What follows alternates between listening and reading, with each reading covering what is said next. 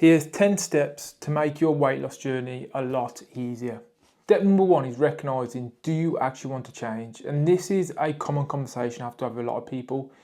If you are not in the right position to change, it doesn't matter how hard you try, you're always going to figure out excuses and reasons why you don't want to do what you need to do to lose weight. So make sure that you actually do want to change and it's for the right reasons and not the wrong reasons. Step number two is recognizing your current bad habits and almost, evaluating, is there anything you can do about this at the moment? Is there any barriers you can put in place? Like rather than going and doing your food shop, ordering it online so you're not going down the sweet aisle, for example, or ensuring that you're packing your gym bag in the car so you're not skipping out in the gym. You need to be able to recognise your bad habits because these are the things that have been building up over years to get you into the position you are now. And without changing these and recognising them, we're always going to fall back to these, which is going to cause us massive headache in the long run. We need to also make these bad habits as well almost hard to be able to do. So whether that be social events on the weekend or your downfall, how can you make these harder so they don't affect your weight loss journey? Or like the example I said earlier, if you struggle going shopping and buying crap, try and make it as hard as possible to not buy that crap. You don't go down the sweet aisle or you order online so it saves you going down there. The more you can put a barrier up with these bad habits, the better your outcome's going to be to actually succeed in. And this leads us nicely on to step three, which is actually setting yourself up to succeed. Making sure things like food prep is done. You pencil the gym in your diary, as I think modern day now, we're all getting busier. We all can find reasons why to not go to the gym. But if you stick it in your diary and you make that non-negotiable, I can guarantee it's going to work massively. I'm doing this right now at the moment. I was struggling to get into running. I've now made it a Wednesday morning at 8 o'clock, Friday morning at 8 o'clock, and a Sunday morning at 8 o'clock. And I've stuck to that now for a month, and I'm going to continue doing that. The more you can build a routine into it and make your health the priority for a change, the easier your weight loss journey is going to go.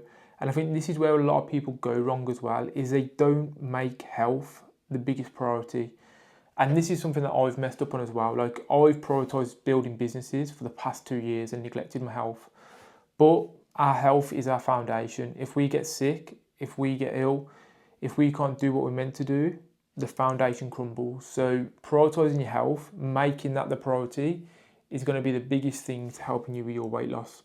Step number four is tracking the data. This is something that, again, I feel a lot of people overlook and don't do enough of it. With all of my clients, for example, we give you a spreadsheet to fill out all your data so we can track everything.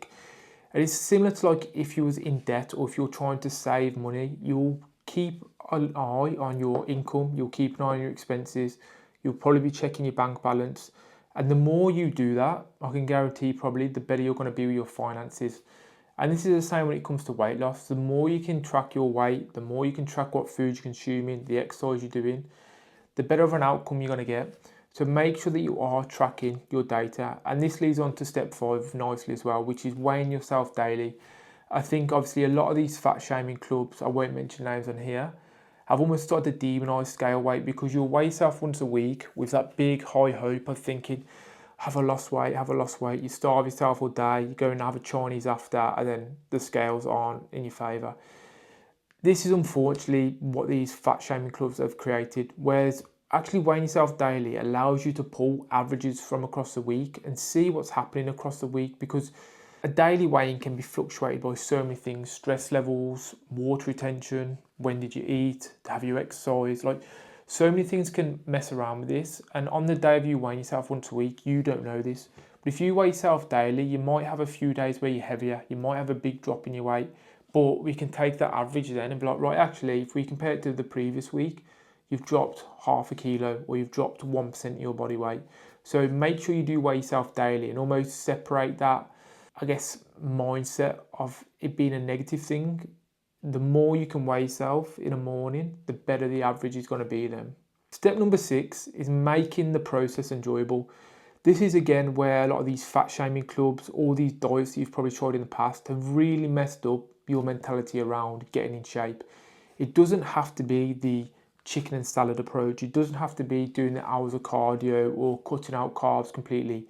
There is a balance to be had, and I don't care what anyone says. calories in versus calories out is the equation for weight loss. There's plenty of methods that can get you to that point. There's also plenty of things that maybe can skew the numbers in that. But if you are consuming fewer calories than you burn, you are going to lose weight. So find a process that you enjoy, whether that be you enjoy going for walks, so you keep your activity levels high, which allows you then to eat more food, or the opposite side of this, you're super busy, you're very limited to time, but you don't really care about food too much. So you can go lower calories, get on with your day and still lose weight. There's an approach for everyone. It's just finding that right approach for you that makes it sustainable and enjoyable. Step number 7 is finding a community. This is something that I overlooked massively, and it's something recently that we've started to introduce within Level Up Coaching, is finding a community of individuals that are like-minded like you, because fat loss and weight loss can be a very lonely path. And I guess this is where a lot of these fat shaming clubs do get good credit. I guess they build a community of like-minded individuals. So try and find like local communities, whether that be a coaching community, whether that be an online coaches community, whether that be just your friends and family who are all on the same path of you, or people that you go to the gym with. Just find a community of people that are going to motivate you and inspire you, because at the end of the day, it is a lonely journey, but your thoughts shared with someone else, you'll probably realise a lot of people have the same issues and problems as you have, and they may have found a solution for that. This actually leads on nicely to step number 8, which is focusing on your journey and not anyone else's. Now, what I mean by this is if you are finding communities of people and Jane's lost a stone of weight in a month and you haven't, don't get disheartened by it, because you don't know where their start point was. You don't know how heavy they was. You don't know nothing about these individuals. So comparing your success to someone else's is just going to cause you to be disheartened. See it as motivation. These people are doing what you want to be doing. But just focus on you. Just think like, right, am I doing everything I need to be doing today, tomorrow, or this week in order to make sure that I am losing weight? Because you could be comparing your chapter 1 to someone else's chapter 20. Point number 9 is understanding your rate of loss. This is something, again, where I guess a lot of these fat shaming clubs have really, I guess, skewed the numbers with this, because I like to make my clients not focus too much on the scale weight number, but the percentage of weight that they're losing per week, because we want to make it so it's sustainable. If you're losing more than, let's say, 1.5% of your body weight per week, it's probably a bit too fast, and you might not just be losing fat, it might be muscle mass as well.